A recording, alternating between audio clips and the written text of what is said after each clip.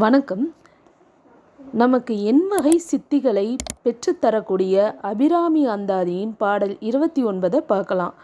சித்தியும் சித்தி தரும் தெய்வமும் ஆகி திகழும் பராசக்தியும் சக்தி தழைக்கும் சிவமும் தவம் முயல்வார் முத்தியும் முத்திக்கு வித்தும் வித்தாகி முளைத்தெழுந்த புத்தியும் புத்தியினுள்ளே புரர்க்கும் புறத்தை அன்றே.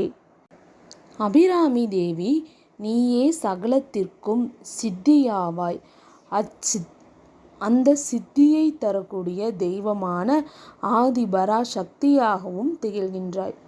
பராசக்தியாகிய நீ கிளைத்தெழ காரணமான பரமசிவமும் அச்சிவத்தை குறித்து தவம் செய்யும் முனிவர்களுக்கு முக்தியும் அம்முக்தியால் ஏற்படுகின்ற விதையும் அவ்விதையில் ஏற்பட்ட ஞானமும் ஞானத்தின் உட்பொருளும் என்று நின்று